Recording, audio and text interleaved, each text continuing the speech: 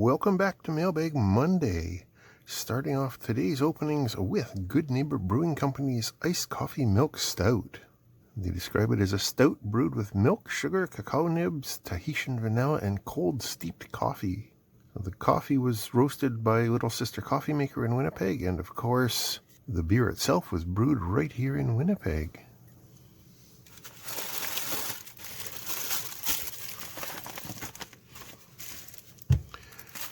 First thing in, we have Development Board. I haven't had one of those in a while, if, that's actually what it is.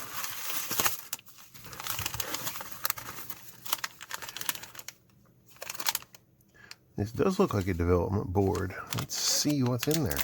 So this describes itself as a CH551.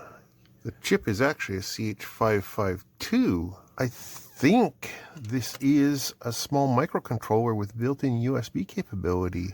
And clearly it has GPIO inputs on the back of it, VCC and ground, 5 volts, download jumper. I assume that's what this little suitcase jumper plug is for. And then there's a couple of LEDs on the back of here. Why does this thing seem vaguely familiar, but not enough that I can describe it to you? Let's go check the listing and see if that jogs my memory. 2.8 volts, 3.3 volt, 5 volt, CH551, CH552, core development board, core board, USB device, USB Type-C. No, it is not Type-C. Looks like they have two different versions, the 551 and the 552. They use the same board, just a different chip. Okay. Anyway, the 552 is the one that I bought for $8.63 Canadian with free shipping. Except for back when I bought it in October, it was $3.75, so the price has changed. As always, just use the keywords from the link that I send you and search for a better price than I found.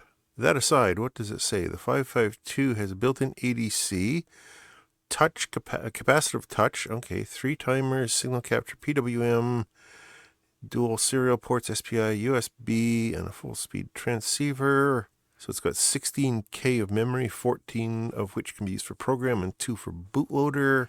Built-in 24 megahertz clock. The board's already got a 5 volt to 3.3 volt regulator on it. Information on using the USB to put it into download mode. Okay.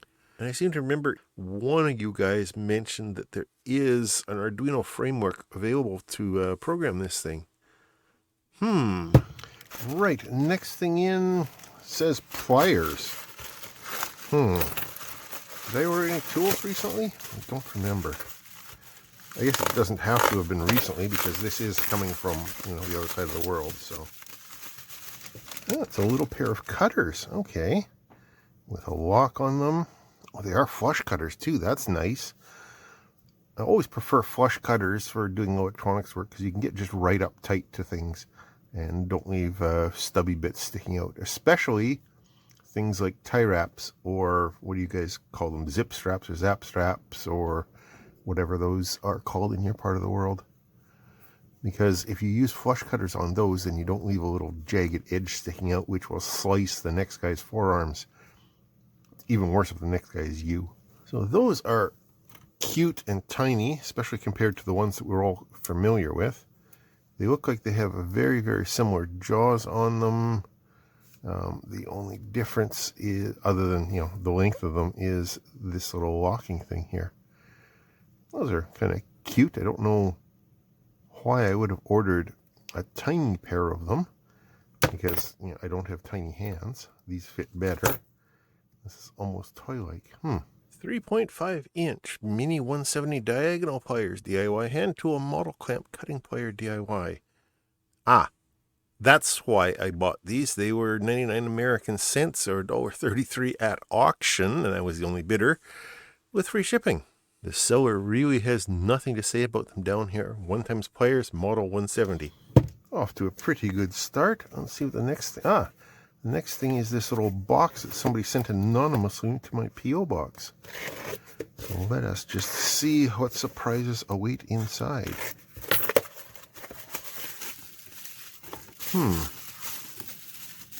This is a couple of packages of glass fuses. 2.5 amp there and 6 amp there. Specifically rated for 250 volts, so mains voltage fuses. These would be the ones that, among other uses, will fit inside the IEC receptacles on the back of equipment. I mean, among other things, they're just very standard old glass fuses and they have a lot of applications. Moving right along, we have mobile box. Feels boxy. Gonna make kind of springy noises. Any guesses yet?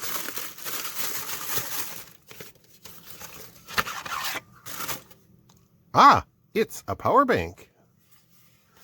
It's a big one. On the business end here, we have two USB-A outputs. We have a Type-C output and an input. An LED up there and a little gap that doesn't look like it does anything. Okay, that just slides open easily that way. And it takes a whole bunch of 18650s. 8 of them to be exact. They all say 18650 except for that one, which says test. I'm not quite sure what it means by that, because it looks like they're all in parallel with each other. So yeah, I'm not quite sure what that test thing means. DIY power bank box LCD, digital display, fast charging power bank cases, no battery. I paid $17.40 Canadian for this thing. When I bought it, obviously it did say that it ships to Canada. Now apparently it doesn't. So temper your expectations if you are planning on ordering one of these. They also have a non-quick charge version, non-power delivery version for less money, but I specifically got the quick charge power delivery version. What do they have to say about it? 8 18650s, yes, not included. Yeah, we knew that. Dual power supply, 2 devices can be charged at the same time. 3 inputs, micro Type-C, compatible with various different, USB-A can do 10 watts. 2 blue fast charging outputs can do QC3 and PD3. Okay.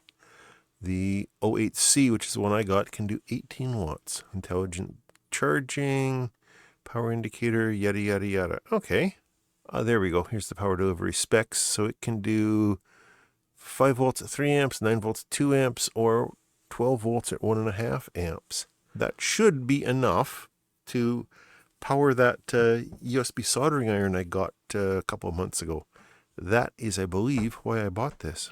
So let's just try this. I got some salvaged 18650s that are sort of similar enough that I'm not feeling too ugly about putting a few of them in parallel. 2380 to 2415. We'll just start with 3 of them for now, because of course, since these are in parallel, I don't think it really makes that much difference. Power switch over there, huh? Are those not making contact? No, okay, we've got voltage there. So that is all good. Now then, push and hold the power switch, double tap it, triple tap it. Nothing happens. The little LED flashlight doesn't come on.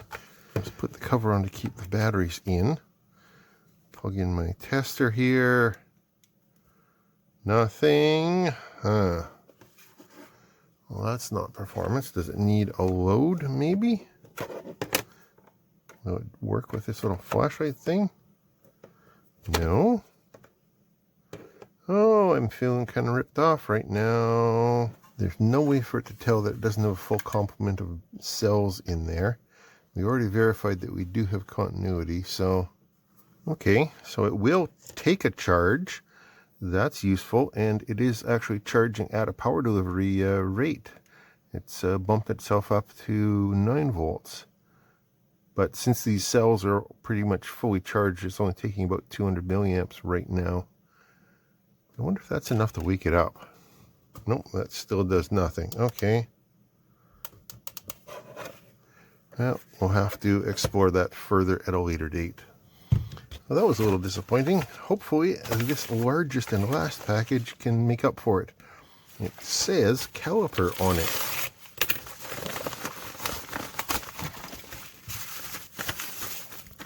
It is, in fact, another set of calipers.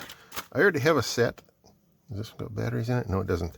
I already have a set of these relatively inexpensive plastic, although it says carbon fiber on there, calipers.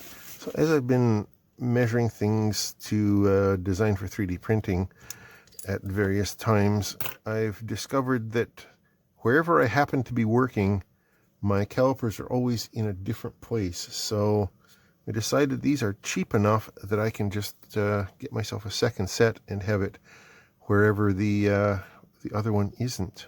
So this thing takes one LR44 1.5 volt cell. Fortunately, those are relatively common at the dollar store, and I tend to keep a pack in stock because they get used in a lot of different things. Other than the 2032, those are kind of the second most common button cell that I use around here in various different things. 150mm digital caliper, micrometer, LCD gauge, vernier, electronic measuring ruler. I got this at auction for $4.02 Canadian, or $3 American. And it said battery not included, so I shouldn't be concerned that mine didn't come with one. It has all your standard micrometer stuff on it. It can measure inside, it can measure outside, even though they've got them labeled backwards. It can measure depth, and it has a step measurement as well. Measures in both metric and American units. Really, what else can you say about it? It is exactly what I expected. And it was cheap. 20mm by 20mm. The tail cross section is broken on this one, but 5.2 millimeters there, 4.8 there. That's about right. That's what this guy should be. Here's another test. I'll set my micrometer to exactly 0.2 of an inch there. Well, that's all right. I can definitely get by on that. Now, these things aren't, of course, the most durable thing in the world, being some sort of plastic that's pretending to be carbon fiber. But for the price, they are more than good enough for designing for 3D printing. And there is the contents of today's Mailbag Monday haul. Exciting random variety as always. The caliper, as I said, just so that I could have another one, not have to go up and down stairs looking for it every time I want to measure something. The miniature cutters, and it's always good to have another pair of flush cutters around. These ones you could probably throw in a tool bag because they're tiny and don't take up much space. Although they are, as I said, a little bit too small for my hands, but they were really cheap at auction, so that's why those showed up. This microcontroller, I'm pretty sure, as I said, this is the same microcontroller that's inside that macro keyboard that I got, and it does speak USB natively, so it might be cool to play with. It was cheap enough to just pick up on a whim and experiment with. Thanks to whoever it was that pointed out in the comments way back then that this is compatible with Arduino IDE. Then there's this disappointing power bank. I'm going to assume that there's something broken rather than it being a bad design. And as we saw, it will take a charge, so at minimum I can use it for charging, I guess. Although that's not ideal, and that's not what I wanted it for. I do want that power delivery output, so I can power that. Did I have it here? Where is it? Yeah, this Kaiweets USB powered soldering iron. I want to use it portably, and to do that I need a battery. So I mean, I can use it plugged in, but I have soldering irons for working plugged in over here anyway. So that's kind of what that was for. Hopefully I can either fix it or get a replacement from the vendor or something like that. And thanks to whoever the anonymous donor is who sent me these fuses to my mailbox. It's the kind of things that when you need them, you really need them right now, and you wish you had them.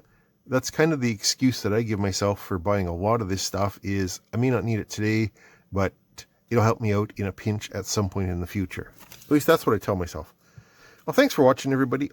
As always, thanks to my YouTube channel members and my Patreon supporters for helping me keep the beer fridge full and keep the mailbags rolling in and the projects happening and whatnot around here. I really do appreciate that. And to the rest of you, thanks for watching. Questions and comments down below as usual. I'll talk to you later.